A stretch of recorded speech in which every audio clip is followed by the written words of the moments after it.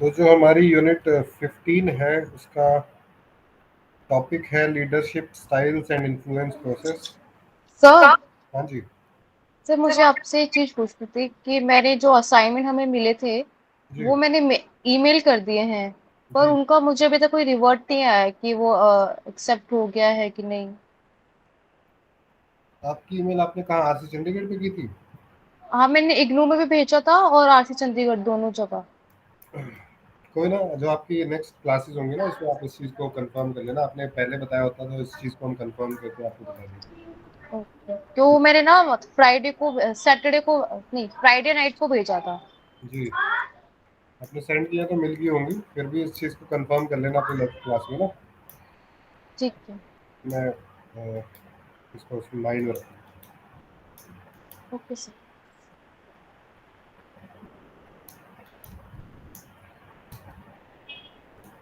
तो आपने आरसी चंडीगढ़ का ये टेक्स्ट पढ़ा होगा, अभी मैसेज आया है ओके। हाँ, आपको। आया तो था। आपको अपनी असाइनमेंट्स अपने स्टडी सेंटर पे ही जमा करनी है। तो स्टडी सेंटर, फिर मेरा स्टडी सेंटर ऑनलाइन है तो आरसी चंडीगढ़ जाना पड़ेगा क्या मुझे, या फिर इग्नू में? जो मेरे पास मेल आई थी उसमें तो यही था कि आपको जमा करवानी है तो आप मेल कर सकते हो।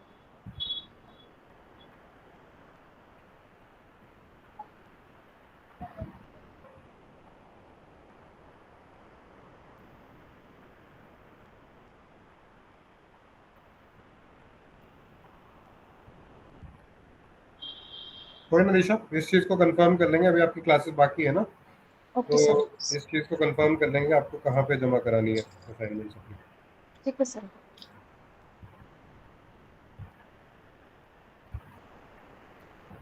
यूनिट 15 शुरू करते हैं हम। तो यूनिट 15 है leadership styles and influence process. जैसे यूनिट 15 के नाम से पता चल रहा है, इस यूनिट में हम पढ़ेंगे कि लीडरशिप का स्टाइल कैसा हो सकता है। कोई भी हेड या मैनेजर जो होते हैं किसी भी ऑर्गेनाइजेशन के, उनका लीडरशिप का स्टाइल क्या हो सकता है और वो कैसे इन्फ्लुएंस कर सकते हैं अपने जो अपने सबॉर्डिनेट्स हैं, जो आपके साथ काम कर रहे हैं, उन लोगों को कैसे इन्फ्लुएंस कर सकते हैं अपनी बात से, अपने अपने स्टाइल से कैसे इन्फ्लुएंस कर सकते हैं, उसके बारे में हम पढ़ेंगे। You must have a clear idea as to what is meant by leadership. Leadership is the activity of influencing people, जो मैंने बताया influencing people है, to strive willingly for group objectives. As you see, the process is a function of a leader, the followers and the situation. There may not be any particular organization in our mind when we talk about leadership. In any situation where you are trying to influence the behavior of another individual or group, leadership is operating. मतलब वो ये किसी भी वे में अगर आप influence कर रहे हैं किसी इंडिविजुअल को, किसी ग्रुप को, तो वो आपका लीडरशिप स्टाइल हो सकता है। और इसी के बारे में इस यूनिट में पढ़ेंगे। इसमें पढ़ेंगे हम लीडरशिप स्टाइल्स क्या हैं, उनकी थ्योरीज क्या हैं। काफ़ी सारी थ्योरीज होंगी इसमें, अलग अलग लोगों ने जो थ्योरीज बनाई है इसके बारे में। इन्फ्लुएंस प्रोसेस क्या है, कितने टाइप की पावर होती है, पावर के बारे में मैंने पिछले यूनिट में बात किया था। जो कंट्रोल था वो भी एक तरह की पावर ही है, जो हमने पिछले कल बात की थी कंट्रोल के बारे में। Types of leader and power concept summary etcetera, ये सारी चीज़ें हम इसमें पढ़ेंगे। तो लीडरशिप स्टाइल्स पढ़ते हैं। इसमें एक हॉथरॉन स्टडी है, जैसे इसमें काफ़ी सारी स्टडीज आएंगी इस चैप्टर में। तो हॉथरॉन स्टडी को पढ़ते हैं पहले। One phase of these studies aim to finding out if changes in illumination, rest period, lunch breaks can affect the productivity of the worker. It was found to the surprise of the researchers that less light, shorter और fewer rest periods and shorter lunch break resulted in increased productivity। तो ऐसे बताया गया जो हॉथरॉन studies हैं उसमें 1924 से 1932 में हॉथरॉन स्टडीज करी गई थी यूएसए में। और इसमें चेक किया गया था कि वर्किंग एनवायरनमेंट में किसी ऑर्गेनाइजेशन के अंदर अगर जो लाइटिंग है उसका कोई इफेक्ट पड़ता है वर्क के ऊपर, या फिर जो रेस्ट पीरियड्स हम दे रहे हैं अपने एम्प्लॉयज़ को उसका कोई इफेक्ट पड़ता है प्रोडक्टिविटी के ऊपर, या फिर जो लंच ब्रेक्स उनको मिल रही है, छोटी मिल रही है, बड़ी मिल रही है, इन चीज़ों का कोई फ़र्क पड़ता है कि नहीं पड़ता है। इस चीज़ को हॉथरॉन स्टडीज़ में पढ़ा गया था। तो इस चीज़ को जब पढ़ा गया, इसको प्रैक्टिकली जब करके देखा गया, लाइट को जो जो जैसे कि किसी भी कंपनी में लाइट को हल्का सा डिम करके देखा गया, इस वाली थ्योरी के हिसाब से इल्यूमिनेशन जो थी उसको थोड़ा सा डिम करके देखा गया। लंच ब्रेक्स जो थी उनको थोड़ा कम करके उनको करके देखा गया। और जो रेस्ट पीरियड्स थे उनमें जो ब्रेक्स थी उनको थोड़ा सा उनके टाइमिंग को कम करके देखा गया, तो पता चला कि इससे प्रोडक्टिविटी बहुत ज़्यादा इंक्रीज हो रही थी।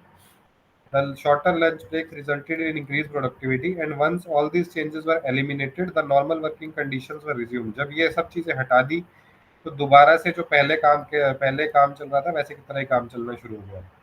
तो यानी कि जो लाइटिंग कंडीशंस हैं, ब्रेक्स हैं, उनका बहुत फर्क पड़ता है एक वर्किंग एनवायरनमेंट के ऊपर। वो हॉथरन थ्योरी के अंदर बताया गया है। The increase in productivity was attributed to the attitude of workers towards each other and their feeling and of togetherness. तो जो प्रोडक्टिविटी इंक्रीज हुई उसके बाद देखा गया कि जो वर्कर्स का एटीट्यूड था एक दूसरे की तरफ वो बढ़ गया था, बहुत अच्छा हो गया था। एक टुगेदरनेस वाली फीलिंग आ गई थी। जब प्रोडक्टिविटी अच्छी जा रही थी तो आपस का रिलेशन भी जो इंक्रीज हो गया था, बहुत अच्छा हो गया था। ये हॉथरन का इफेक्ट बोलते हैं। This is known as Hawthorne effect.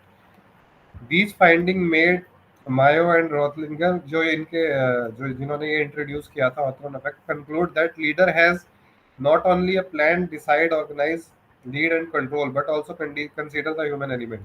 मतलब लीडर जो है उसको सिर्फ बस प्लानिंग के हिसाब से काम करते जाना है, ऐसा नहीं करना है। आपको ह्यूमन जो एक फैक्टर है, आपके यहाँ ह्यूमंस काम कर रहे हैं तो आपको ह्यूमनली सोचना पड़ेगा उनके बारे में, उनकी ब्रेक्स के बारे में सोचना पड़ेगा। ये सब हॉथरन थ्योरी ने कंक्लूड किया बाद में। उनके जो हॉथरन थ्योरी जिन्होंने डिराइव करी थी, मायो ने और रोथलिसबर्गर ने, उन्होंने ये कंक्लूड किया कि ये ह्यूमन फैक्टर है वो बहुत ज़रूरी है, वर्क इंटरेक्शन है वो बहुत ज़रूरी है ग्रुप मेंबर्स के बीच में, और एक गुड लीडर को इन सब चीज़ों का बहुत ध्यान रखना पड़ेगा। उसके बाद एक थ्योरी एक्स और वाई आई। थ्योरी जैसे कि ये मायो और रॉथलिसबर्गर ने दी थी, थ्योरी एक्स और वाई दी थी मैकग्रेगर ने 1960 में।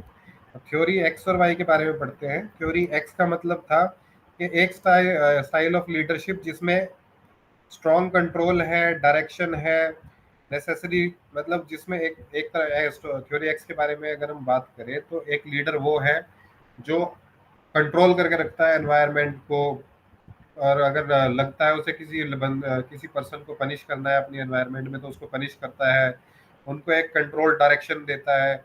एक मतलब एक बहुत ही हार्ड एनवायरनमेंट के बारे में बात किया गया थ्योरी एक्स में। People do the work as desired, they may even get monetary और अदर रिवार्ड्स। मतलब इसमें थ्योरी में जो है वो है एक फोर्सफुलनेस आ गई है। ये वही थ्योरी वाई की अगर बात करें तो leader assume that people will work hard, वो पहले से ही एज्यूम कर लेते हैं। वो एक एक म्यूचुअल अंडरस्टैंडिंग हो जाती है कि जो एम्प्लॉयज हैं वो अपने लिए वर्क हार्ड करेंगे, अपनी कंपनी के लिए वर्क हार्ड करेंगे, और मैनेजर्स अपने लिए वर्क हार्ड करेंगे। इसमें कोई कंट्रोल नहीं है। इसमें out the they feel that people control themselves within rather than being controlled by others। people अपने आप को ही कंट्रोल कर रहे हैं। ये थ्योरी वाई बोलती है। ये एक्स स्टाइल से बिल्कुल अलग है। और ये थ्योरी एक्स और वाई हमें किसने दी थी? मैक ग्रोगर ने 1960 में।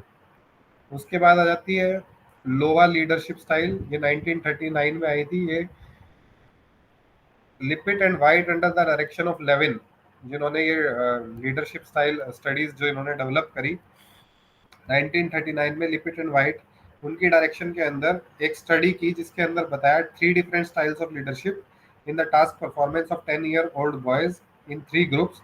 The authorization leader of the group was very directive। He did not allow any participation। He was concerned about the task and told the followers what to do and how to do it। He was friendly while praising the performance of the individual member and was impersonal while criticizing the individual member। In the other group, the democratic leader encouraged the discussion with the group and allowed the participation in making decisions। He shared his leadership responsibilities with his followers and involved them in the planning execution of the task। Third है इसके अंदर the less is fair leader of the third group gave complete freedom to the group and did not provide any leadership। He did not establish any policies or procedures to do the task। Each member was let alone। No one attempted to influence one another। मतलब जो लावा leadership style था उसके अंदर 3 तरह की leadership देखी गई। पहली लीडरशिप थी जिसके अंदर कंट्रोल था, जिसके अंदर एक डायरेक्शन थी, जिसमें बताया गया एक कंट्रोल है, डायरेक्शन है, उसी के हिसाब से आपको चलना है, अपना आपको माइंड नहीं लगाना है। दूसरी लीडरशिप स्टाइल थी जिसमें आपको फ्री छोड़ा गया था कि आप अपना माइंड भी लगा सकते हैं, अपने हिसाब से भी काम कर सकते हैं, आपको सारे डिसीजन में इन्वॉल्व करा गया था। जितने भी मेंबर्स थे उन सबको डिसीजन टेकिंग में और काम करने में इन्वॉल्व करा था। और तीसरा स्टाइल जो टेस्ट किया गया वो उसको कहा गया था laissez faire leader of the third group. जो लेजिस फायर था, फेयर्स था, लीडर था, उसने अपने ग्रुप को ना तो कोई डायरेक्शन दी, ना कोई टास्क ढंग से बनाया, और उन्होंने बिल्कुल अलग छोड़ दिया अपने बंदों को। No one attempted to influence each other. तो ये तीन तरह की रिसर्च की गई। अब इन रिसर्च का रिजल्ट क्या निकला वो पढ़ते हैं। The researcher selected boys on the same intelligence level, each group did the same task of making paper mask और model airplanes or morals or soap cravings. The room used by the three groups remained the same. The three group leaders assumed different style. हमने बात करी, तीनों ने जो group leaders थे उन्होंने तीन अलग अलग स्टाइल ऑप्ट किए। As they shifted every 6 weeks from group to group, the researcher under the direction of Levin, who did several studies on group, were trying to see how different style of leadership could change the satisfaction, frustration।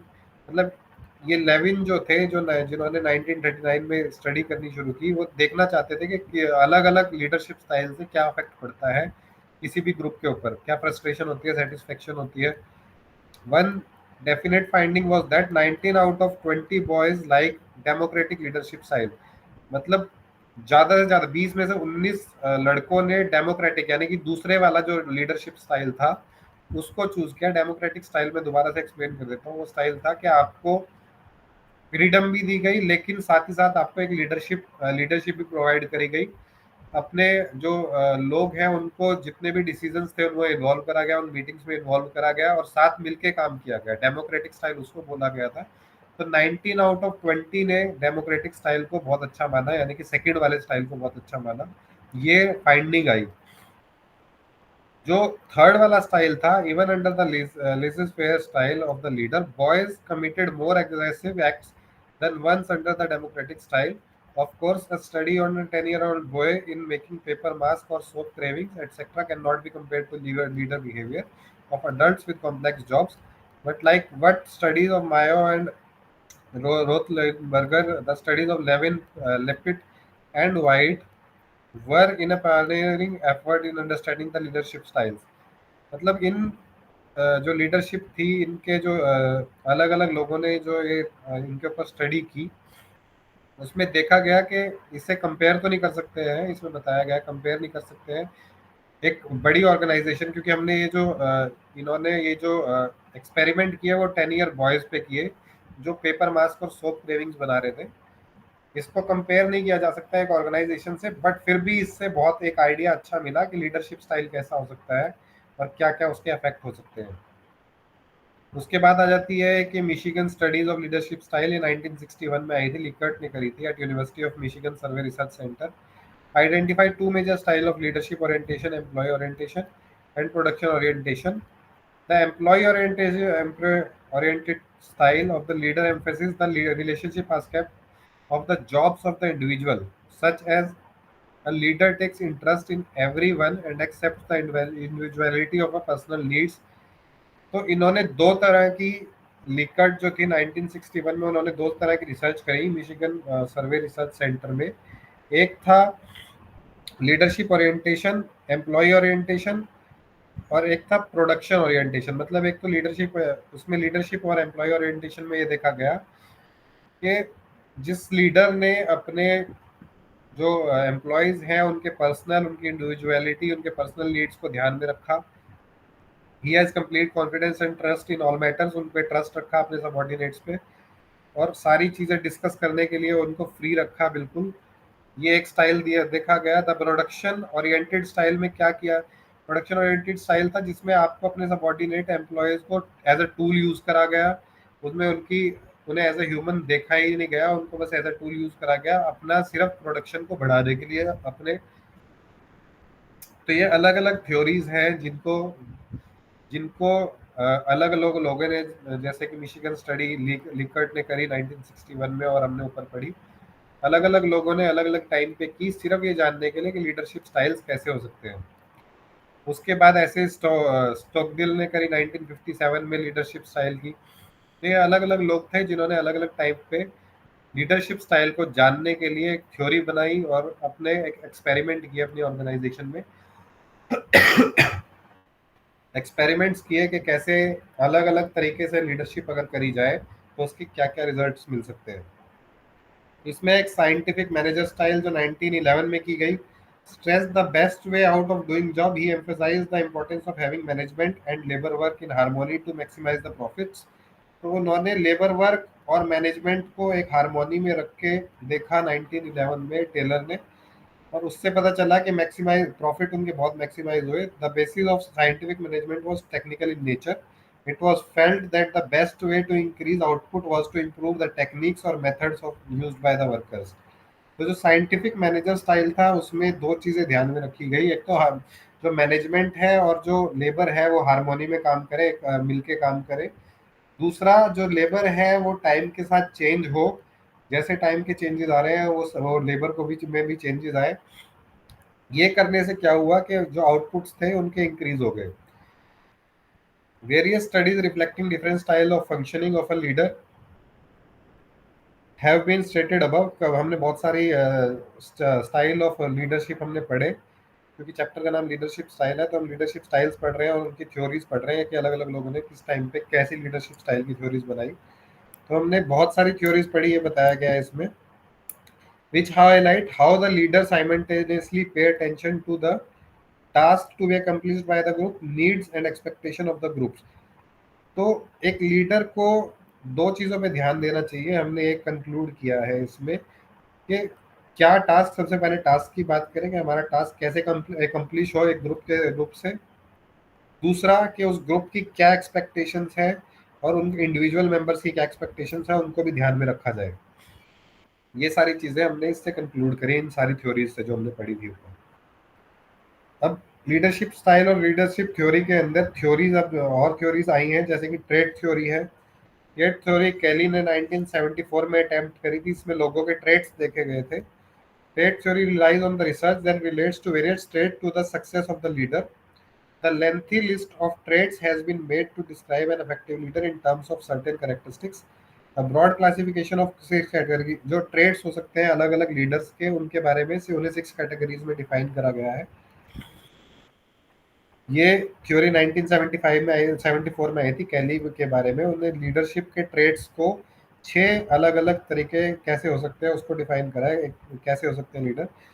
उसके physical characteristics हो सकते हैं leader के, उसकी as height के हिसाब से, उसका बैकग्राउंड हो सकता है, एजुकेशन और उसके जो स्किल्स हैं उसके हिसाब से, उसकी इंटेलिजेंस के हिसाब से हो सकता है, एबिलिटी, जजमेंट, नॉलेज के हिसाब से।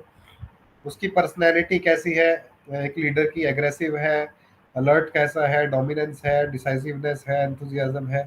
टास्क ओरिएंटेड कैरेक्टरिस्टिक्स देखे गए, सोशल कैरेक्टरिस्टिक्स देखे गए, आपस में पॉपुलैरिटी, प्रेस्टीज, ये सब चीज़ें, इन चीज़ों में डिवाइड करा ट्रेड थ्योरी के हिसाब से कि किसकी क्या ट्रेड हो सकती है। ये 6 ट्रेड्स हो सकती हैं किसी भी एक लीडर की, और इन ट्रेड्स के हिसाब से these characteristics according to some people are considered valid indicators of successful leaders। In characteristics के हिसाब से ये देखा गया, ये कंक्लूड किया गया कि कौन से लीडर्स सक्सेसफुल हो सकते हैं। इन ट्रेड्स के हिसाब से उनको डिवाइड किया। But if you compare leaders by various physical, personality and intelligent traits, you may find very little agreement on these। Some findings point out to the fact that leaders are intelligent individuals, but they do not provide any clue as whether leaders are brighter than their followers। बहुत सारी studies हुई, इनमें एक study ये भी हुई कि leaders अपने आप में तो इंटेलिजेंट हो सकते हैं, पर ये जरूरी नहीं है कि उनके जो सबॉर्डिनेट है वो उनसे भी ब्राइट हो। ऐसा हो सकता है कि जो उनके सबॉर्डिनेट है वो उनसे भी ब्राइटर निकले। Again, some of the personality traits are overlapping with each other. Therefore, you need to be cautious in stating personality or any other characteristic as a cause of successful leadership। तो कई, जितने भी हमने characteristics 6 characteristics में divide करा था, इनमें से ऐसा हो सकता है कि कोई कैरेक्टरिस्टिक दूसरे से ओवरलैप करे, कि ऐसा हो कि एक जो हमारा लीडर है वो इंटेलिजेंट तो है, टास्क ओरिएंटेड तो है, पर उसकी पर्सनैलिटी एग्रेसिव है। तो ये एक दूसरे से ओवरलैप हो सकते हैं, तो इनके बेस पे किसी को डिफाइन करना करने में आपको बहुत ही कॉशियस रहना पड़ेगा, ये इसमें बताया गया है। इसके आगे बढ़ते हैं, group and exchange theories of leadership. Group और एक्सचेंज थ्योरीज क्या होती है लीडरशिप की, ये थ्योरी दी गई थी हॉलैंडर और जूलियन ने 1967 में। इस ये क्या कहती है, state that the leader provides more benefits और रिगार्ड्स देन बर्डन और cost for the followers who help him achieve the goal of the organisation. There must be a positive exchange between the leader and followers in order for group goals to be accomplished. The leader can give rewards to his followers in the form of praise or pay increase or promotion for accomplishment of the group goal or task. This have positive effect on attitudes. तो इसमें क्या बताया गया है इस theory में 1967 में जो हॉलैंडर और जूलियन ने दी है, इसमें बताया गया है कि जो लीडर अपने एम्प्लॉयज को जो काम देता है वो एज अ बर्डन नहीं देता है, वो इतना ही काम देता है जितना वो कर सकते हैं, और अपने फॉलोअर्स को या अपने एम्प्लॉयज को हेल्प करता है अचीव करने में गोल में। अगर उनको कोई परेशानी हो रही है तो वो हेल्प करता है।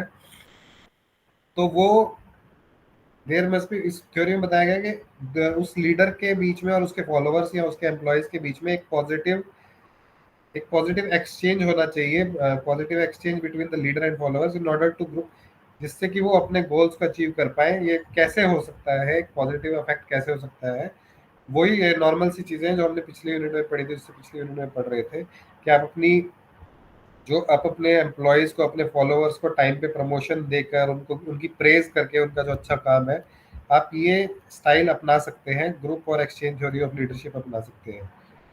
तो सोशल लर्निंग थ्योरीज पे एक डायग्राम बताया गया है फिगर 15.1 में।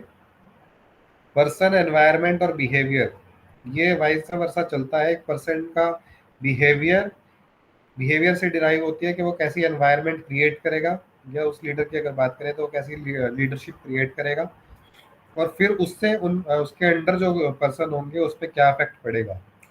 ये इसमें reciprocal determination of social learning में बताया गया है। अब लीडर की अगर बात करें, लीडर का जो बिहेवियर है उससे एनवायरनमेंट पे क्या फर्क पड़ेगा। Environment include subordinates and their behaviour. अगर कोई लीडर है उसके बिहेवियर का उसके सबॉर्डिनेट्स पे बहुत फर्क पड़ता है। अगर कोई लीडर एग्रेसिव है, वो काम के लिए बहुत ही ज़्यादा एग्रेसिव हो रखा है, पर वो ध्यान नहीं दे रहा है अपने एम्प्लॉयज़ के ऊपर, अपने सबॉर्डिनेट्स के ऊपर, उनकी नीड्स पे ध्यान नहीं दे रहा है, तो उसका बहुत इफेक्ट पड़ता है। वो उसके उसके सबॉर्डिनेट्स ढंग से काम नहीं कर पाएंगे, गोल अचीव नहीं कर पाएंगे। ये एक लीडरशिप स्टाइल है। अगर एक लीडर बहुत ज़्यादा पोलाइट है, वो इतना पोलाइट है कि वो अपने जो कोई अनएथिकल वे में काम कर रहा है, उसका सबॉर्डिनेट उसको भी डांट नहीं पा रहा है, उसको भी कुछ बता नहीं पा रहा है, तो वो भी एक गलत तरीका है। तो एक लीडर को एक बैलेंस्ड बिहेवियर रखना होगा। उस बैलेंस बिहेवियर का मतलब ये है कि अगर कोई एथिकल वे में काम कर रहा है, कोई अच्छा काम कर रहा है, तो उसको प्रेज करें। अगर उसको टाइम पे कुछ इंक्रीमेंट दे सकते हैं तो वो दे। अगर कोई अनएथिकल वे में काम कर रहा है लीडर, तो वो लीडर की रिस्पॉन्सिबिलिटी बनती है कि भाई वो अपने एम्प्लॉयज़ को समझाए, उस जो पर्टिकुलर एम्प्लॉय है जो अनएथिकल वे में काम कर रहा है उसको समझाए और उसको भी ट्रैक पे लाए। तो ये लीडर के बिहेवियर की टर्म है। लीडर को अपना बिहेवियर ऐसा बनाना पड़ेगा कि ना वो बहुत ज़्यादा पोलाइट हो, ना वो बहुत ज़्यादा हार्ड हो। तो ये टाइप्स ऑफ लीडरशिप होती है। इसमें और भी थ्योरी है, जैसे कंटीजेंसी थ्योरी होगी, ये आप पढ़ सकते हैं। पैथ गोल लीडरशिप थ्योरी होगी, 1971 में आई थी। ये सारी थ्योरीज है, ये सारी आप पढ़ सकते हैं। इसमें लीडरशिप 15.4 पे आते हैं, leadership and influence process. Leadership और इन्फ्लुएंस क्या है, जो हमने चैप्टर के शुरू में बात करी थी कि लीडरशिप और इन्फ्लुएंस आपस में वाइस वर्सा काम करते हैं। कोई भी लीडर अगर इन्फ्लुएंशियल ही नहीं है तो वो अपने सबॉर्डिनेट्स को या अपने ग्रुप को या अपना जो एक गोल है उसको अचीव कर ही नहीं सकता है। अगर कोई लीडर इन्फ्लुएंशियल है, यानी कि उसकी बात उसके सबॉर्डिनेट सुनते हैं, आपस में कन्वर्स करते हैं, वो इतना ओपन है अपने सबॉर्डिनेट्स के साथ कि उसके अब सबॉर्डिनेट्स आके उससे बात कर सकते हैं, अपनी प्रॉब्लम्स बता सकते हैं, तो वो एक बहुत अच्छा इन्फ्लुएंशियल पर्सन माना जाएगा। और एक उसके काम करने के तरीके की वजह से कंपनी की प्रोडक्शन या ऑर्गेनाइजेशन की प्रोडक्शन या किसी गवर्नमेंट ऑफिस की प्रोडक्शन बहुत बढ़ेगी, जो भी वो काम कर रहे हैं। तो ये आ जाता है लीडरशिप एंड इन्फ्लुएंस प्रोसेस में। लीडरशिप और इन्फ्लुएंस आपस में मिल के काम करते हैं। टाइप्स ऑफ पावर आ जाती है, legitimate power, expert power, charismatic power. Legitimate power वो होती है जो आपको किसी के द्वारा दी गई है, मतलब जैसे कि एज अ दी गई है या आपके पास है, ऑलरेडी आपके पास है। जैसे कि अगर आप पेरेंट्स हैं तो आपके पास पावर है अपने बच्चों का फ्यूचर इन्फ्लुएंस करने की। टीचर है तो आपके पास पावर है अपने बच्चों का फ्यूचर इन्फ्लुएंस की, उसको लेजिटिमेट पावर कहते हैं। मैनेजर्स हो गए, पुलिस होगी। एक्सपर्ट पावर होती है कि power of knowledge and skill. अगर आपके पास नॉलेज है एंड स्किल है किसी चीज़ की, तो आप इन्फ्लुएंस कर सकते हैं अपने साथ के लोगों को, अपने सबॉर्डिनेट्स को। वो नॉलेज एंड स्किल को बांट सकते हैं इंटरपर्सनल रिलेशंस बना के। पिछले चैप्टर में हमने पढ़ा था इंटरपर्सनल रिलेशन में। तो एक्सपर्ट पावर वो होती है। करिज्मेटिक पावर होती है आपकी एक पर्सनैलिटी की पावर, कि अगर आपकी एक पर्सनैलिटी के अंदर अट्रैक्शन है, डिवोशन है, तो आपको जो सामने वाला पर्सन है या आपका एम्प्लॉय है, कोई भी है, वो आपको एडमायर करेगा, आपको देख के सीखेगा आपसे कुछ। अगर आपके अंदर एक कैरिज्मेटिक पावर है और आप एक एथिकल वे में अच्छा काम कर रहे हैं, तो आपके सबॉर्डिनेट्स भी आपको देख के इन्फ्लुएंस होंगे, आपके बिहेवियर से और आपके लुक से ही इन्फ्लुएंस होंगे और आपकी तरह काम करने का सोचेंगे। कई बार हम सोचते हैं कि आप किसी को देख के आपको ऐसा लगता है कि ये तो बहुत अच्छा काम कर रहा है और मैं भी इसके जैसा बनना चाहता हूँ या चाहती हूँ। तो कैरिज्मेटिक पावर उसके अंदर आती है। आपको किसी को देख के ही ऐसा लगेगा कि मुझे उसके जैसा काम करना है या करना है और उसके जैसा बनना है, उसको कैरिज्मेटिक पावर कहते हैं। रिवार्ड पावर होती है कि किसी को अपने सुपीरियर्स अगर किसी को अपने सबॉर्डिनेट्स को रिवार्ड कर रहे हैं, उनके अच्छे काम पे बार बार रिवार्ड कर रहे हैं, उनको पॉसिबल है तो इंक्रीमेंट दे रहे हैं, तो वो एक रिवार्ड पावर है। उसके वजह से भी बहुत अच्छा इन्फ्लुएंस होता है एक ऑर्गेनाइजेशन के ऊपर। और उस इन्फ्लुएंस की वजह से एक बहुत अच्छी प्रोडक्शन होती है किसी भी ऑर्गेनाइजेशन की। और लास्ट आती है coercive power. This is the ability to threaten और पनिश। ये जो कोर्सिव पावर है, ये एक नेगेटिव पावर की तरह भी है। कई बार ये एज अ नेगेटिव पावर काम करती है, कई बार ये एज अ पॉजिटिव पावर काम करती है। ये बेसिकली है किसी को थ्रेटन करके काम करवाना या पनिश करके काम करवाना। अगर आपके एम्प्लॉयज ऑलरेडी अच्छा काम कर रहे हैं, सबॉर्डिनेट्स अच्छा काम कर रहे हैं, कलीग्स अच्छा काम कर रहे हैं, तो उनको धमकाने की या उनको पनिश करने की कोई जरूरत होती नहीं है। उनको क्रिटिसिज्म देने की कोई साइकोलॉजिकल उनको पनिशमेंट देने की कोई जरूरत है नहीं। तो इस पावर को नेगेटिव वे में भी लिया जा सकता है, पर इसके पॉजिटिव इफेक्ट ये है कि अगर कोई ऐसा पर्सन है जो आपकी अगर ऑर्गेनाइजेशन में किसी वजह से एक ऐसा पर्सन है जो बहुत ही ज्यादा अनएथिकल वे में काम कर रहा है, तो कई बार ये कोर्सिव पावर काम भी आती है। पनिश करना, थ्रेटन करना काम भी आता है एक अच्छा काम निकलवाने के लिए। उसके बाद 15.6 में आ जाता है type of leader and power concept. कितने टाइप के लीडर होते हैं और पावर क्या होते हैं। फॉर्मल लीडर हो गए, इनफॉर्मल लीडर हो गए। फॉर्मल लीडर्स कौन से होते हैं। फॉर्मल लीडर्स वो होते हैं जो किसी ऑर्गेनाइजेशन ने सेलेक्ट करे हैं। फॉर एग्जांपल हम किसी ऑफिस में जाते हैं, अगर हम किसी गवर्नमेंट फर्म में जाते हैं, तो आपको वहां पर दिखाई देगा कि एक हायरार्की बनी होगी।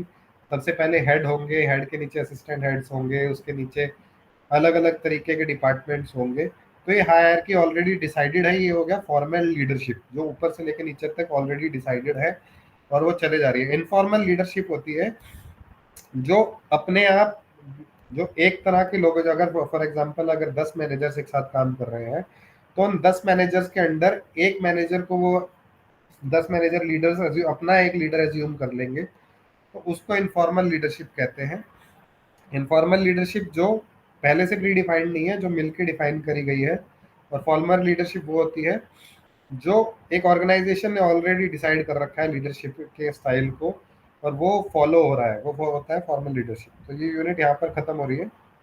एक दिशा, इस यूनिट में कोई इशू आया है आपको, अगर आप बता सकते हो लीडरशिप स्टाइल में। नहीं सर। ठीक है, हम 2 3 मिनट के ब्रेक में नेक्स्ट यूनिट शुरू करते हैं। वो लास्ट यूनिट ही है आपकी इस वाले MV005 में। और इन ओके सर। बिटवीन मैं ट्राई करता हूँ, अगर मुझे कोई इन्फॉर्मेशन मिलती है आपके असाइनमेंट्स के बारे में तो मैं बताता ठीक है सर। हूँ। ओके।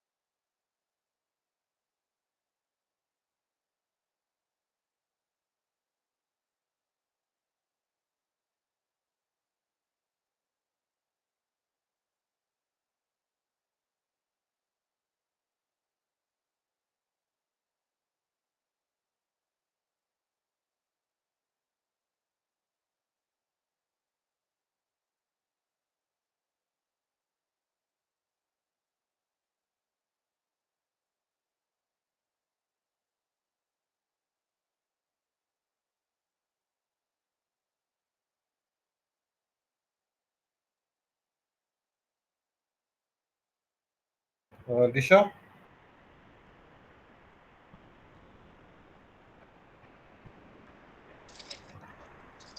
कर दिया। हेलो।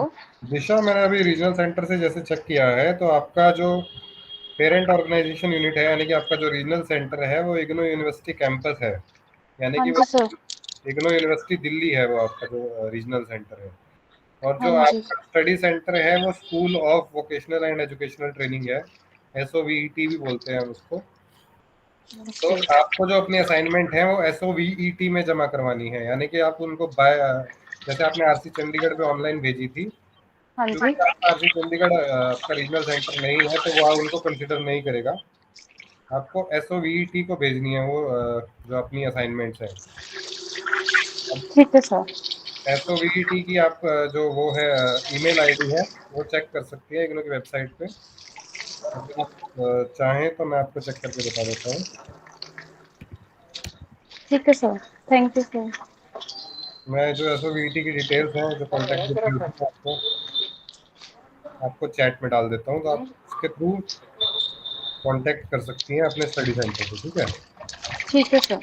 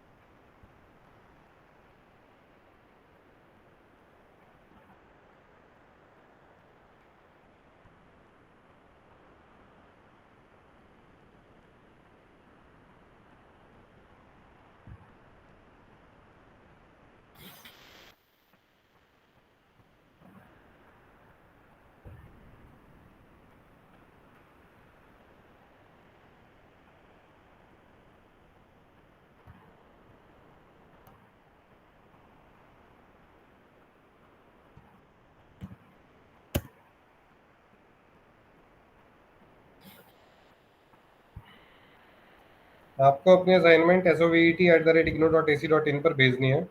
ऐसा हो सकता है कि उनका रिवर्ट आए कि आपको फिजिकली सेंड करना है। अगर फिजिकली सेंड करनी पड़े तो आपको मैंने एड्रेस दे दिया, आप इस एड्रेस पे बाय पोस्ट सेंड कर सकती हैं अपनी असाइनमेंट्स को। ठीक है सर। चैट में पढ़ सकते हैं, ठीक है। Okay sir. Thank you sir. Okay, हम नेक्स्ट यूनिट शुरू करते हैं यूनिट 6 पे।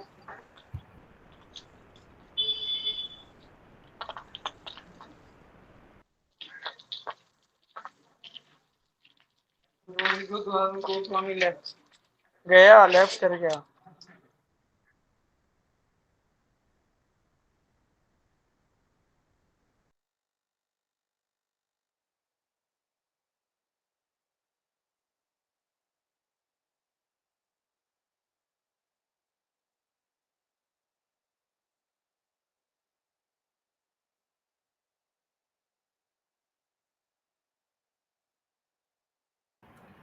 यूनिट 16 है हमारी ग्रुप डायनामिक्स। ग्रुप का यहाँ वही सिंपल सा एक मतलब है जो आप इस वर्ड से समझ सकते हैं। ग्रुप का मतलब होता है किसी भी एक पर्सन का ग्रुप, एक मैनेजमेंट का ग्रुप, या किसी भी तरह का एक ग्रुप। ग्रुप डायनामिक्स की अगर बात करें तो ग्रुप डायनामिक्स के अंदर पढ़ेंगे हम कि ग्रुप क्या होता है, वो ग्रुप की फॉर्मेशन कैसे होती है, ग्रुप के क्या रूल्स होते हैं, इम्प्लीकेशन क्या होती हैं, फॉर्मल, अनफॉर्मल, इनफॉर्मल, क्या कैसे तरह के ग्रुप्स हो सकते हैं एक मैनेजमेंट के अंदर। तो फर्स्ट ऑफ ऑल ग्रुप को सिंपली अगर समझें तो बहुत सारे, अगर हम बचपन से अगर बात करें तो हम बहुत सारे ग्रुप्स में डिवाइडेड हो जाते हैं। जब हम अपनी क्लास में होते हैं तो हमारा एक ग्रुप बन जाता है। कुछ बच्चों का एक अलग ग्रुप होता है, कुछ बच्चों का एक अलग ग्रुप होता है। ग्रुप कैसे बनते हैं, अपनी जो इंटरेस्ट होते हैं, अपनी जो विचारधारा होती है उसके हिसाब से ग्रुप्स बनते हैं। अगर कुछ बच्चों के किसी तरह के इंटरेस्ट हैं तो वो आपस में बात करना शुरू कर देंगे, अपना ग्रुप बना लेंगे। कुछ बच्चों के अलग तरह के इंटरेस्ट हैं, किसी कोई एग्रेसिव बिहेवियर के बच्चे हैं तो वो एक साथ अपना ग्रुप बना लेंगे। तो वो होता है ग्रुपिंग बनाना। अब हर स्टेज ऑफ लाइफ में अलग अलग ग्रुप्स बनेंगे आपके। जैसे कि अगर आप अपने स्कूल में थे तो आपके ऐसे ग्रुप बने, या उसके बाद आप कॉलेज में गए तो आपके अलग ग्रुप बने। उसके बाद आप अपनी जॉब में गए तो आपके अलग ग्रुप बन जाएंगे, एक ग्रुप होगा जो पोलाइट होगा, एक ग्रुप होगा जो अग्रेसिव होगा, एक अलग ग्रुप का क्या फायदा होता है, क्या डायनामिक्स होते हैं। डायनामिक्स से मतलब है कि ग्रुप के होने का क्या फायदा है, ग्रुप अगर कोई है तो उससे हमें क्या फायदा हो रहा है, उससे हमें क्या नुकसान हो रहा है, इसके बारे में हम इस यूनिट में पढ़ेंगे। इसमें भी कुछ कुछ स्टडीज आएंगी, जैसे पिछले वाले यूनिट में हमने पढ़ी थी, काफ़ी सारी स्टडीज थी, अलग अलग टाइम पे लोगों ने की थी लीडरशिप स्टाइल के ऊपर। तो ग्रुप के ऊपर भी अलग अलग स्टडी थी। ऑब्जेक्टिव इसके अगर अगर हम पढ़ें तो ये है, concept of group and group dynamic, basis of group formation, क्या बेस हो सकते हैं ग्रुप एक बनाने के, theories of group formation, need of group, क्या ग्रुप की नीड है, ग्रुप की नीड है भी कि नहीं है, कितने टाइप के ग्रुप हो सकते हैं, और वेज पढ़ेंगे लास्ट में कि आप एक ग्रुप के अफेक्टिव मेंबर एक ग्रुप के कैसे बन सकते हैं। ग्रुप डायनामिक्स अब हम पढ़ते हैं, ग्रुप डायनामिक्स के बारे में समझते हैं। ग्रुप डायनामिक्स का मतलब होता है how group should be organised and conducted, जो इसमें बोर्ड में बताया गया है। इसमें किसी भी ग्रुप को कैसे ऑर्गेनाइज करें और कैसे उसको आगे फ्यूचर में चलाएं, उसके बारे में उसका मतलब होता है group dynamics. Group dynamics to mean interaction of forces among group of members in a social situation. किसी भी एक सोशल सिचुएशन के अंदर इंटरेक्शन का और फोर्सेस का मतलब होता है ग्रुप फॉर्म करना ग्रुप मेंबर्स के अंदर। In democratic leadership, member participation and overall cooperation are emphasized. Another meaning of group dynamics is that it is a set of techniques in various group exercise. It tries to make the leader as well as the member effective.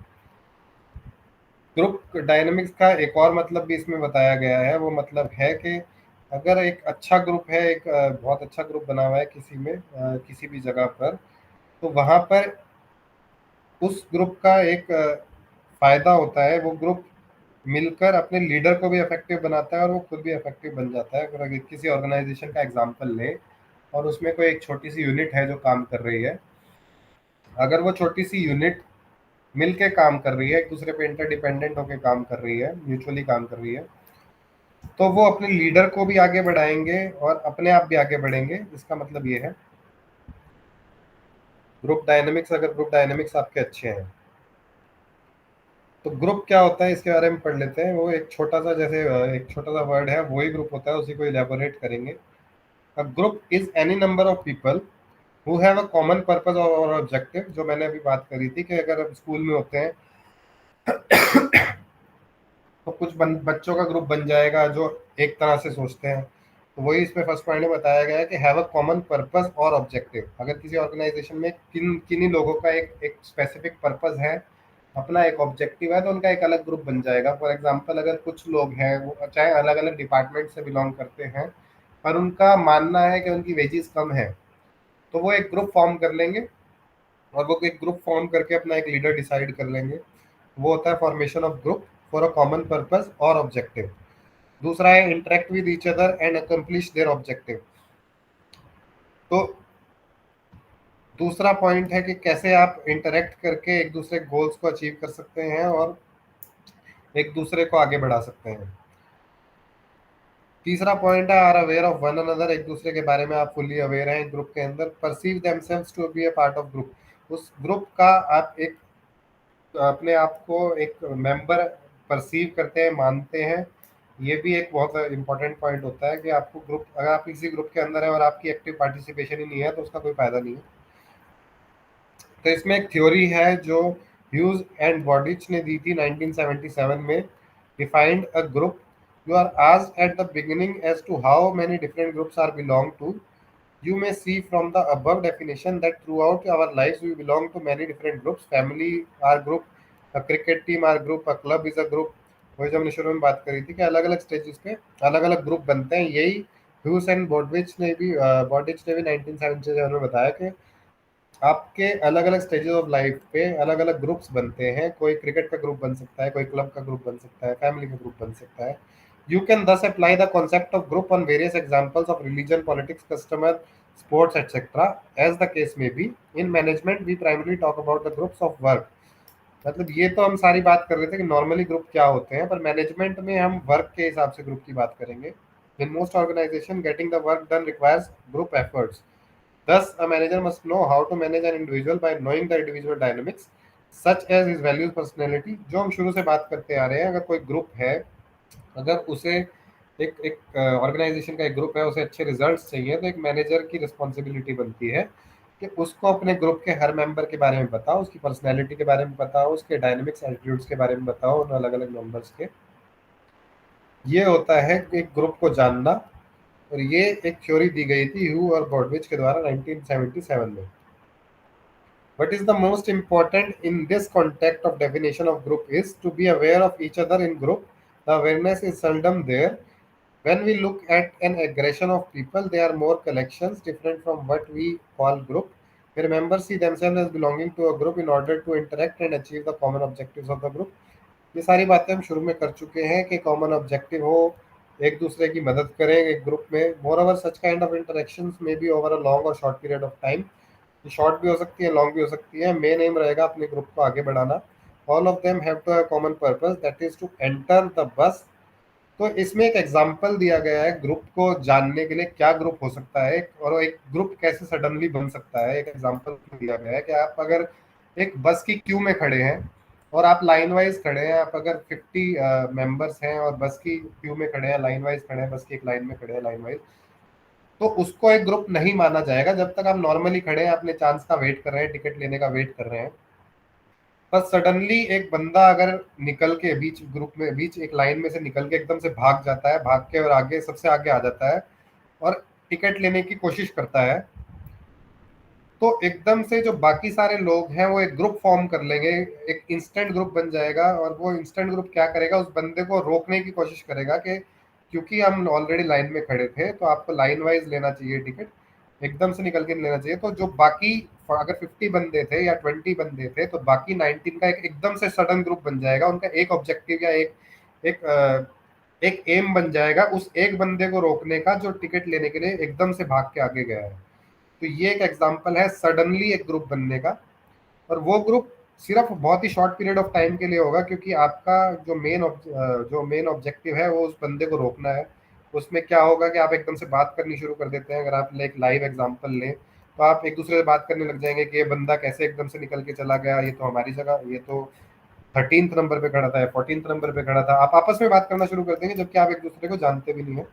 तो एक आपका group form हो जाएगा और वो बहुत ही short term के लिए ग्रुप फॉर्म होगा। जैसे ही वो सिचुएशन रिजॉल्व होगी, वो ग्रुप एकदम से खत्म हो जाएगा, आप अपनी अपनी सीट्स पर बैठ जाएंगे अपनी टिकट लेकर और आप अपनी अपनी डेस्टिनेशन पे चले जाएंगे। तो एक शॉर्ट ग्रुप फॉर्मेशन का एक एग्जांपल इसमें बताया गया था, एक बस का एग्जांपल लेके, बहुत अच्छा एग्जांपल था ये।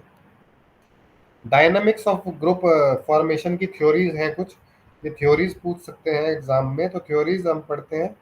1950 में होमन्स ने एक थ्योरी दी थी, explain the basis of group formation in terms of activities, interaction and sentiments of people. ये तीन एलिमेंट बताए थे होमन्स ने 1950 में कि किस बेस पे ग्रुप बन सकता है। एक्टिविटी, इंटरेक्शन एंड सेंटिमेंट, किसी पर्सन के क्या सेंटिमेंट है, क्या वो एक्टिविटी कर रहा है और क्या वो आपस में कितनी इंटरेक्शन कर रहे हैं, उसके बेस पे ग्रुप बन सकता है, ये होमन्स ने बताया। In the above example of controlling a Q breaker in the line, हमने जो बस का एग्जांपल लिया उसमें एक क्यू ब्रेकर को कंट्रोल करने के लिए required activities are the assigned task at which people work. All other knew their turn and how the exercise it, especially with the sudden change of then created by the queue breaker, the required interaction takes place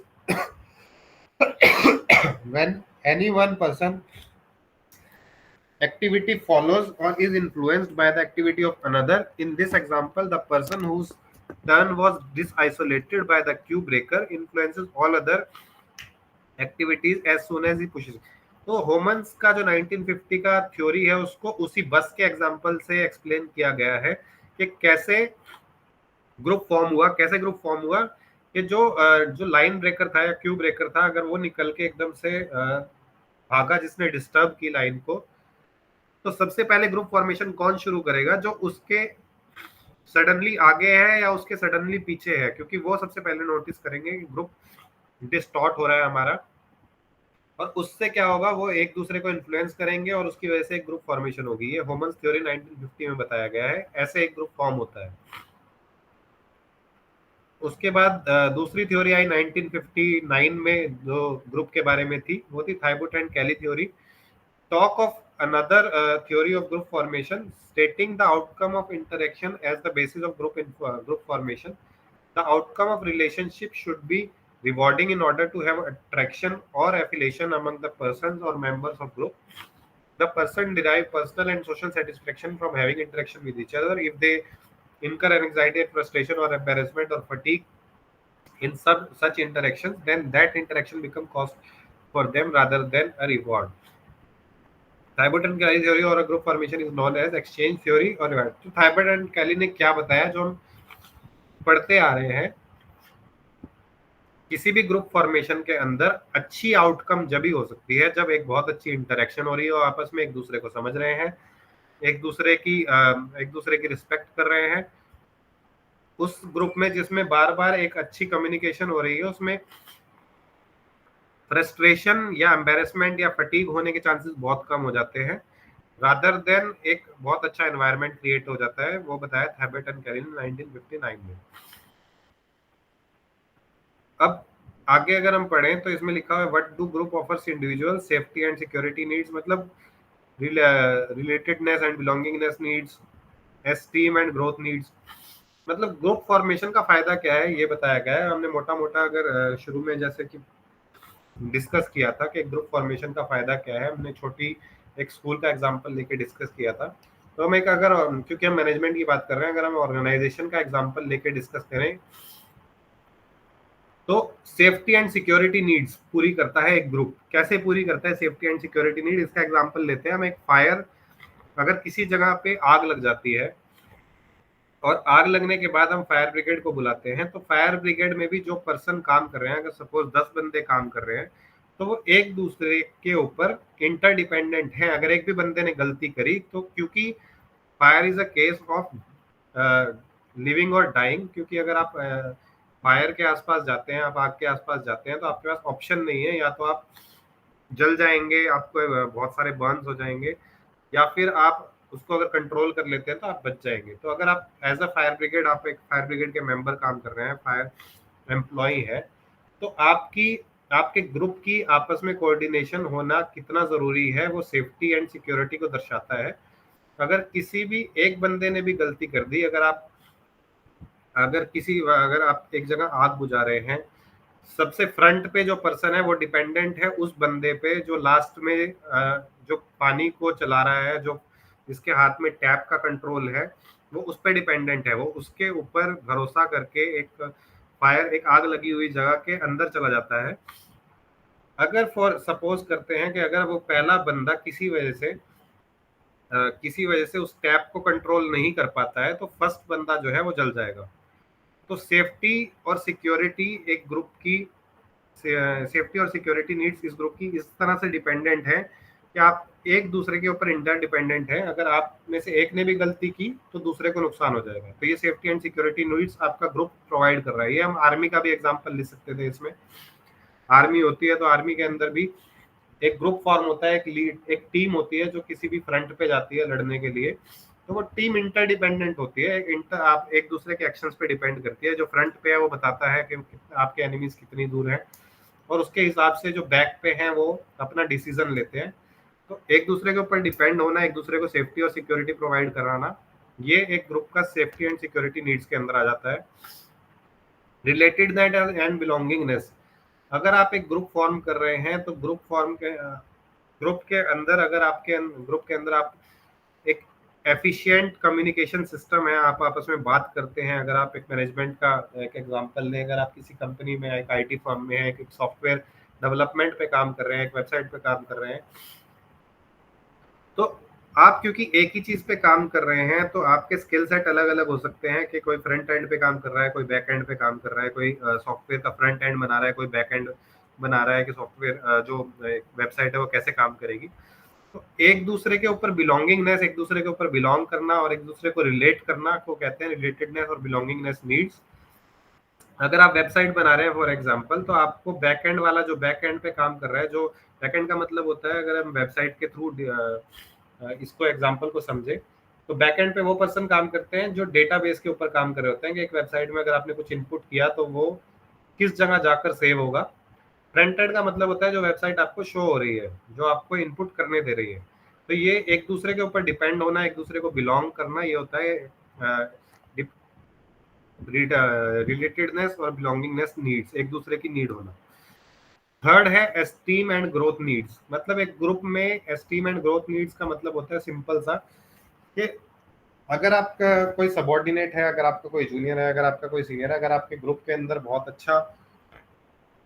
अच्छा एक environment है, आपके seniors आपको praise कर रहे हैं, आपको सीखने का मौका दे रहे हैं, तो आपकी ग्रोथ नीड्स को भी पूरा करता है एक ग्रुप। ये इसमें बताया गया है एस्टीम और ग्रोथ नीड्स के अंदर।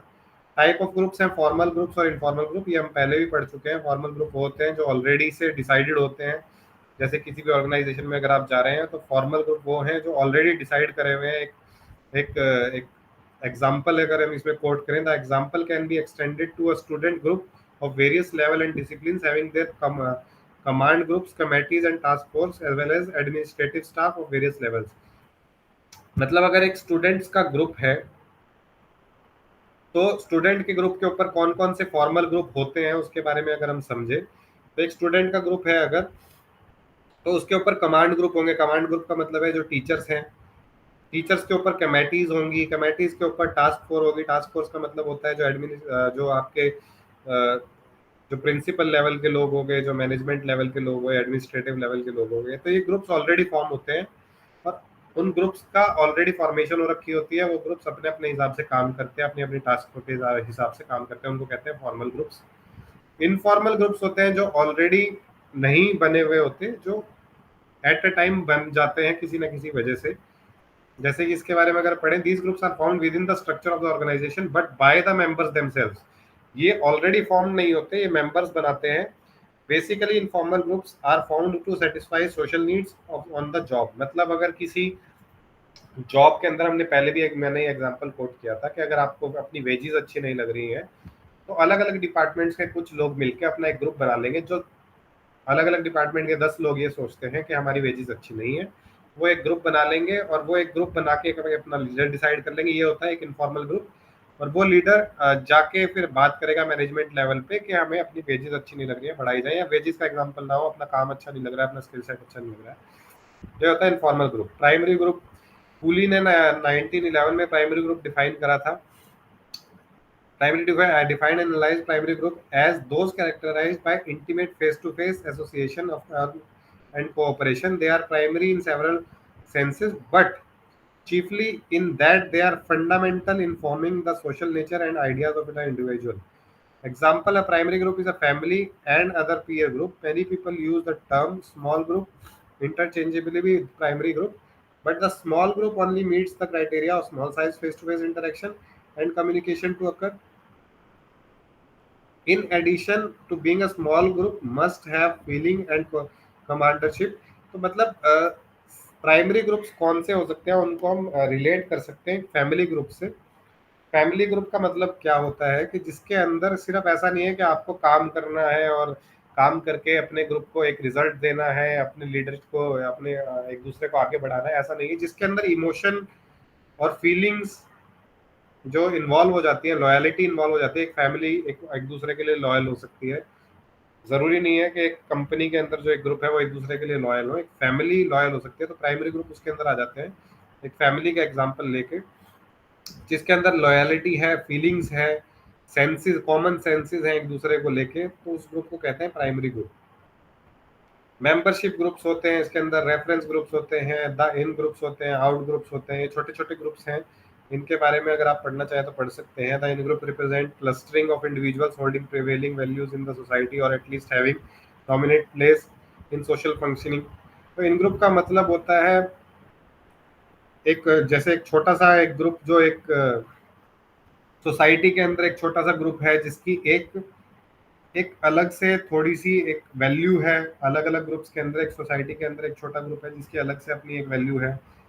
तो जैसे मेंबर ऑफ टी भी इसका एग्जांपल दिया गया है, फैमिली मेंबर एक इसका एग्जांपल दिया है। आउट ग्रुप्स हो गए looked upon the subordinate or the marginal in the future examples, street performance for an office worker, hawker for a surgeon, whenever there is a win-lose situation in a competitive task, members of win or lose group show tremendous in-group feelings within themselves. Their group in relation to the other group is also called outgroup. Outgroup का मतलब वही होता है कि भाई किसी भी win loose situation के अंदर, कॉम्पिटेटिव सिचुएशन के अंदर, जो एक ग्रुप के अंदर इन ग्रुप फीलिंग्स जो होती हैं वो अगर अच्छे से शो करी जाए तो आउट ग्रुप, उसको हम आउट ग्रुप भी बोल सकते हैं। That group in relation to other group is also called out group. मतलब अगर और ग्रुप्स के रिलेशन में इस ग्रुप को देखें जो आपस में विन लूज सिचुएशन में कैसे भी कोई सिचुएशन है, आपस में उनका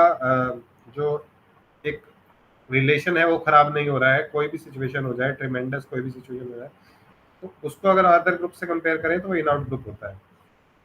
16.5 अगर पढ़ें ग्रुप रोल्स के बारे में, एक एग्जांपल से इसको समझते हैं। On his job, Mr. X is a plant manager with Electrical Industries, a large electrical equipment manufacturer. He has a number of roles to fulfill on that job. For instance, electrical industry employee, member of a middle management, electrical engineer, and the primary company spokesman in the community of the job. Of the job, he find himself playing still more roles as a husband. तो मतलब इसमें बताया गया है कि अगर किसी group के अंदर, मतलब किसी एक एक्स बंदे की बात करें, ग्रुप रोल्स की हम अगर बात कर रहे हैं, तो ग्रुप रोल किस तरह से अलग अलग हो सकते हैं। अगर हम किसी एक मिस्टर एक्स की बात करते हैं तो जब वो अपनी कंपनी में जाता है और वो एज ए इलेक्ट्रिकल इंजीनियर काम कर रहा है तो उसके वहाँ पर एक बहुत अलग अलग रोल है। मतलब वो एक इलेक्ट्रिकल इक्विपमेंट मैन्युफैक्चरर भी है, इलेक्ट्रिकल इंजीनियर, उसके कुछ एम्प्लॉयज भी होंगे, इलेक्ट्रिकल इंडस्ट्री एम्प्लॉय भी होंगे जिनको हैंडल कर रहा है, मिडल मैनेजमेंट भी होगी जिनको जिनके साथ वो काम कर रहा है, उसके साथ इलेक्ट्रिकल इंजीनियर भी होंगे जिनके साथ वो काम कर रहा है, स्पोक्स पर्सन के साथ वो काम कर रहा है। पर वहीं जैसे ही उसका काम खत्म होता है तो अपने घर जाता है। घर जाने के बाद उसका एक अलग ग्रुप फॉर्म हो जाता है। वो अलग ग्रुप क्या है कि अगर वो घर जाने के बाद किसी उसने क्लब ज्वाइन किया हुआ है, स्पोर्ट्स क्लब ज्वाइन किया हुआ है, तो वो स्पोर्ट्स क्लब में जा रहा है, वहां उसका एक ग्रुप फॉर्म हो रखा है। उसके बाद वो अपने घर जा रहा है तो उसकी फैमिली भी है, उसके बच्चे भी है, वो भी एक तरह का ग्रुप है। तो वो ये अलग अलग रोल्स होना मिस्टर एक्स का अपनी लाइफ के अंदर तीन ग्रुप, अगर हम तीन स्पेसिफिकली तीन ग्रुप की बात करें, एक कंपनी ग्रुप हो गया, एक वो ग्रुप हो गया जहाँ पर वो खेलने जाता है, अपना अपना स्पोर्ट्स का ग्रुप हुआ, एक हो गया फैमिली ग्रुप हुआ। अगर ये ग्रुप्स एक दूसरे को इन्फ्लुएंस करते हैं तो ये ग्रुप रोल्स के अंदर आता है। जैसे कि अगर कोई बंदा बहुत ही ज्यादा रिलीजियस है, वो बहुत ही ज्यादा पाठ पूजा करता है, तो जब उसे ले ऑफ करना होगा, मतलब अपनी कंपनी से किसी एक ऐसे एम्प्लॉय को निकालना होगा जो काम नहीं कर रहा है, किसी और वजह से उसको आपको कंपनी से निकालना है, किसी एग्जिट करवाना है, तो उसका जो रिलीजियस बिहेवियर है, जो उसका रिलीजियस ग्रुप है, उसका इन्फ्लुएंस उसके जो ले ऑफ करने के डिसीजन है उसके ऊपर अफेक्ट कर रहा है। ये सारा ग्रुप रोल्स के अंदर आता है।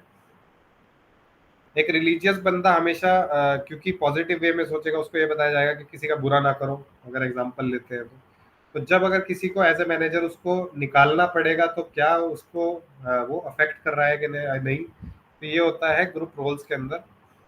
Role identity and perception. Role identity and perception वही है जो हमने अभी पढ़ी, जो हमने एग्जांपल पढ़ा कि आपका परसेप्शन किसी रोल के लिए क्या है, और वो परसेप्शन क्यों, क्या आपके जो अलग अलग डिफरेंट ग्रुप्स हैं जो आपकी लाइफ में इस टाइम बने हुए हैं, उसकी वजह से वो एक परसेप्शन क्रिएट हो रहा है कि नहीं हो रहा है, उसकी वजह से आपके रोल पे अफेक्ट पड़ रहा है कि नहीं पड़ रहा है।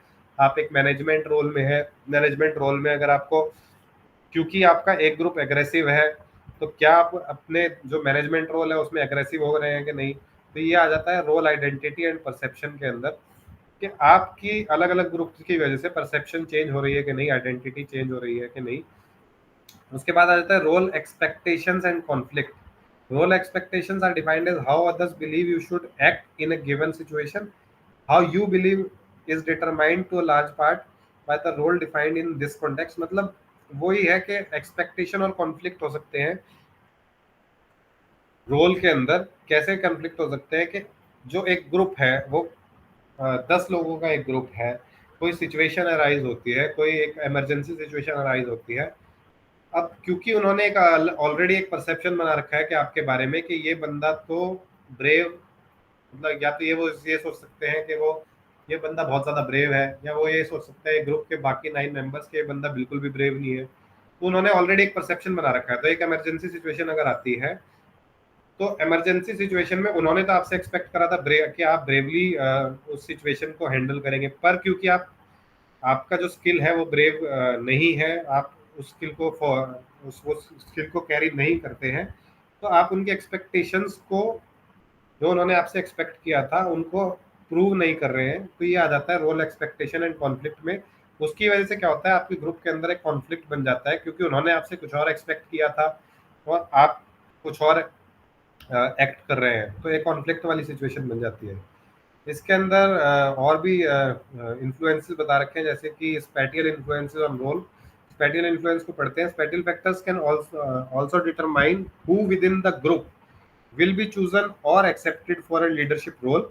When one wants to take on the role of advisory or to emphasize the superior subordinate relationships, it is natural to place a barrier between himself and other to identify the we they distinction. तो spatial factors के अंदर क्या बताया गया है कि spatial factors वो होते हैं जो बताएं, जो डिटरमाइन करें कि विद इन अ ग्रुप कौन चूज करा जाए एक लीडरशिप रोल के लिए। Who wants to take the role of advisory, मतलब फैक्टर्स के ऊपर डिपेंड करेगा कि कौन लीडरशिप रोल को लेगा, कौन एडवाइजरी रोल को लेगा, कौन सुपीरियर रोल को लेगा, सबॉर्डिनेट रोल को लेगा। अगर ये फैक्टर्स के ऊपर डिपेंड करता है। फैक्टर्स का मतलब यहाँ पर होता है कि आपका एक ग्रुप फॉर्म हो रखा है, उसको अलग अलग सिचुएशन टाइम पे मिल रही है, अलग अलग सिचुएशन के हिसाब से आपने अलग अलग अपना एक्शन उसके ऊपर किया है एक ग्रुप। तो आपके जो फैक्टर्स, अलग अलग फैक्टर्स आपके बन गए हैं एज ए इंडिविजुअल, उसके हिसाब से अगर हम डिसाइड करें कि कौन ग्रुप का लीडर बनेगा, कौन उसका सबॉर्डिनेट बनेगा, कौन एक बीच मिडल लेवल का पर्सन बनेगा जो मिडल लेवल रोल निभाएगा, उसको कहते हैं स्पेटियल इन्फ्लुएंसेस ऑन रोल। इसके बाद 16.6 पे आ जाते हैं implications of formal and informal group. Formal और इनफॉर्मल ऑलरेडी मैं आपको बता चुका हूँ क्या होता है। फॉर्मल होता है जो ऑलरेडी डिफाइंड है, इनफॉर्मल है जो ऑलरेडी डिफाइंड नहीं है, जो सडनली बना है, किसी ना किसी वजह से बना है, वो होता है इनफॉर्मल। तो उसकी इम्प्लीकेशंस क्या है उसके बारे में अगर हम पढ़े, Committees are special kind of groups which serve the following purposes in an organization: exchanging views and information, recommending action, generating ideas, making decisions। मतलब कोई भी कमेटी जो होती है वो एक स्पेशल काइंड ऑफ ग्रुप होता है जिसका एक पर्पस होता है ऑर्गेनाइजेशन में, आप व्यूज को और इंफॉर्मेशन को एक्सचेंज करना, अपने रिकमेंडेशन देना, जनरेटिंग आइडियाज देना, मेकिंग डिसीजन मेक करना। तो इसका क्या फर्क पड़ता है फॉर्मल और इनफॉर्मल के ऊपर, इम्प्लीकेशंस क्या है इसकी, ये यहाँ पे पढ़ते हैं। इनफॉर्मल ग्रुप वर्क ग्रुप्स के अंदर, informal group play significant role in dynamics and of organisation behaviour. A formal group has officially prescribed goal and relationships which an informal group does not have, but we cannot think of these two groups as separate entities as they coexist and they are inseparable. Every formal organization has informal groups and every informal organization eventually involves as some। तो कहने का मतलब ये है कि informal work groups जो होते हैं या फॉर्मल वर्क ग्रुप्स जो होते हैं वो एक दूसरे से इंटर रिलेटेड भी होते हैं। इनफॉर्मल वर्क ग्रुप्स में कोई भी रोल ऑलरेडी डिफाइंड नहीं होता, कोई भी प्रिस्क्राइब्ड गोल्स नहीं होते, ऑलरेडी ऑफिशियली प्रिस्क्राइब्ड गोल्स नहीं होते, वो आपस के गोल्स होते हैं। बट ये दोनों ग्रुप्स क्योंकि एक साथ कोएग्जिस्ट करते हैं तो ये एक दूसरे को इंस्पायर करते हैं। Every formal organisation has informal groups. कोई भी फॉर्मल ऑर्गेनाइजेशन होगी जिसके अंदर फॉर्मली ग्रुप्स फॉर्म रखे हैं उसके अंदर इनफॉर्मल ग्रुप्स भी होंगे ही होंगे। And every informal organisation eventually evolves as some semblance of formal groups. मतलब कोई इनफॉर्मल ऑर्गेनाइजेशन है जिसके अंदर ऑलरेडी फॉर्म नहीं हो रखे हैं वो भी इवेंचुअली धीरे धीरे करके एक फॉर्मल ग्रुप्स के रूप में बन जाएगी। So remember for yourself who were the first person you came in contact with when you joined your present work organization. How frequently did you meet them? In course of time, have you noticed that you have become a member of your work group having made contacts with the quite a number of people trying to share your problems with them and their problems with you.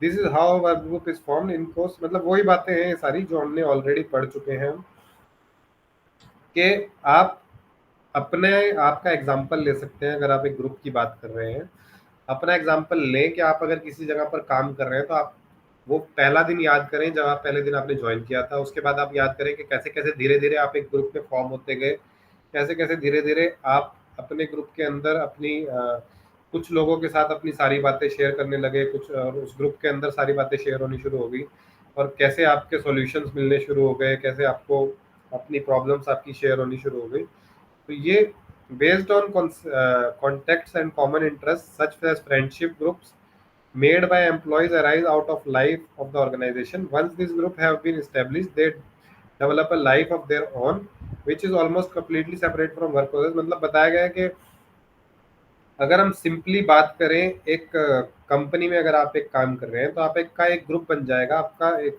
Like minded people के साथ एक group बन जाएगा।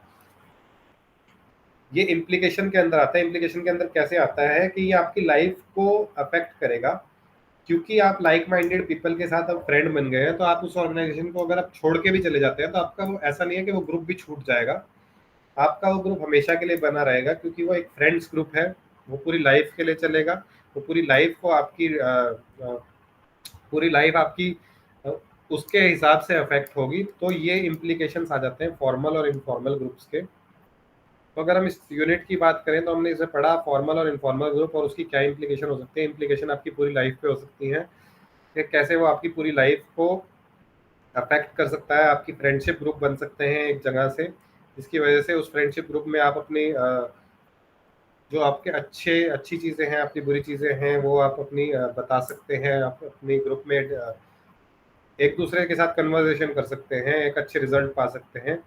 तो ये implications होते हैं formal और इनफॉर्मल ग्रुप की। आपके ऑफिशियल ग्रुप की क्या इम्प्लीकेशन हो सकती है सिंपल लैंग्वेज में अगर समझें तो, जो आपका एक फॉर्मल ग्रुप है जो ऑलरेडी से एक हायरार्की डिफाइन हो रखी है कि एक ग्रुप दूसरे ग्रुप का लीडर होगा, दूसरा ग्रुप तीसरे ग्रुप का लीडर होगा, जो ऑलरेडी डिसाइडेड है, उनके सेट ऑफ गोल्स डिसाइडेड हैं। तो उससे क्या होगा कि कई बार आपको, क्योंकि आपके पास एक सेट गोल है, तो आपको आगे बढ़ने का बहुत अच्छा मौका मिलेगा, वो भी आपकी लाइफ को आगे अफेक्ट करेगा। तो ये इम्प्लीकेशन है फॉर्मल और इनफॉर्मल ग्रुप की। रोल एक्सपेक्टेशन कॉन्फ्लिक्ट पढ़ लिया हमने कि क्या रोल्स की एक्सपेक्टेशन होती है, कई बार कैसे एक्सपेक्टेशन की वजह से जो हमारे कॉन्फ्लिक्ट हो जाते हैं। आपसे लोग एक्सपेक्ट कुछ करते हैं और आप करते कुछ और हैं, क्योंकि आपकी वो पर्सनैलिटी नहीं है, तो कॉन्फ्लिक्ट हो जाते हैं। इन ग्रुप आउट ग्रुप हमने पढ़े, इसमें फॉर्मल इनफॉर्मल हमने पढ़े ग्रुप, इसमें टाइप ऑफ ग्रुप्स के अंदर 3 तरह के हमने इसके अंदर पढ़े। ग्रुप किस तरह से इंडिविजुअल्स को अफेक्ट करता है, सेफ्टी एंड सिक्योरिटी हमने इसके अंदर पढ़ी, जिसमें हमने फायर ब्रिगेड का एग्जांपल लिया था, आर्मी का एग्जांपल लिया था, रिलेटेडनेस एंड बिलोंगिंगनेस नीड्स का हमने लिया, और ग्रोथ का हमने लिया। रिलेटेडनेस और बिलोंगिंगनेस में हमने आईटी फर्म का एग्जांपल लिया था। तो कैसे ग्रुप फॉर्म होते हैं और एक दूसरे को ग्रुप क्या ऑफर कर सकते हैं इंडिविजुअल्स को, ये हमने पढ़ा इस यूनिट के अंदर। और हमने इस यूनिट के अंदर पढ़ा, थ्योरीज पढ़ी हमने ग्रुप फॉर्मेशन की, जो होमन्स की थ्योरी थी हमने ये पढ़ी थी अभी ग्रुप फॉर्मेशन की। उसके बाद हमने उससे पहले हमने पढ़ा था कि ग्रुप होता क्या है। हमने इसमें एक बस का एग्जांपल भी लिया था कि कैसे एक इंस्टेंटेनियसली ग्रुप बन जाते हैं और कैसे। तो ये ग्रुप फॉर्मेशन की और ग्रुप डायनामिक्स का ये पूरा समरी है जो मैंने अभी आपको बताई। इसमें अगर कोई इशू है तो आप बता सकते हैं। MV005 आपका ये लास्ट यूनिट था। आपको इसमें कोई इशू है ग्रुप फॉर्मेशन में, डायनामिक्स में?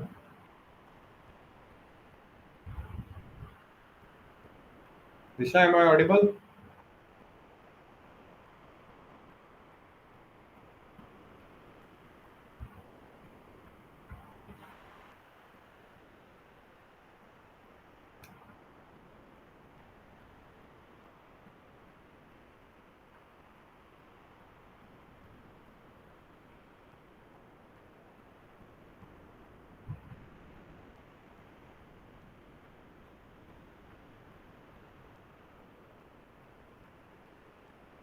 दिशा Prajapati, am I audible? Yes sir. आपको ग्रुप डायनामिक्स में, ग्रुप वाले में जब यूनिट जो है नहीं सर। ओके, रिकॉर्डिंग्स जो है ग्रुप के जो हमने यूनिट्स की रिकॉर्डिंग करी है इनको भी हम अपलोड कर देंगे और आप सब लोगों को इन्फॉर्म कर देंगे कि कैसे आप इनको एक्सेस कर सकते हैं बाद में भी अगर आप सुनना चाहें तो। MV005 जो है आपको यहाँ पर खत्म हो रहा है। MV006 वैसे तो आज से शुरू होना था, पर आज से किसी वजह से, क्योंकि ये MV005 आपका कंप्लीट नहीं हुआ था, तो हमने आज से शुरू नहीं किया, MV005 पहले कंप्लीट किया। कल MV006 शुरू होना चाहिए, पर कल किसी वजह से हमारे जो रिसोर्स पर्सन है MV006 के, तो किसी वजह से ज्वाइन नहीं कर पाएंगे, तो परसों से शुरू होगा इसी टाइम पे MV006। तो आप परसों से ज्वाइन कर सकते हैं, कल आप ऑफ ले सकते हैं, ठीक है। Okay, thank you sir. Thank you. और ये जो school of vocational and educational training है, इसका आपको एड्रेस मैंने इसमें दे दिया था, इसको आप नोट डाउन कर सकते हैं। और इस मेल पे आप आरसी चंडीगढ़ को कॉपी करके या बिना कॉपी करे भी डायरेक्टली अपने असाइनमेंट भेज सकते हैं। आपको वहाँ से रिप्लाई आ जाएगा कि आपको उनको ये फिजिकल फॉर्म में चाहिए या मेल के थ्रू ही एक्सेप्टेबल है। अगर फिजिकल फॉर्म में चाहिए होंगी तो आपको इस जो एड्रेस दिया गया है इस पे आपको फिजिकली स्पीड पोस्ट करानी होंगी अपने असाइनमेंट्स, ठीक है। ठीक है सर। ठीक है, तो आप परसों MV006 इसी टाइम पे ज्वाइन कर सकती हैं। अभी आप चाहें तो लीव कर सकते हैं उसको। Thank you sir.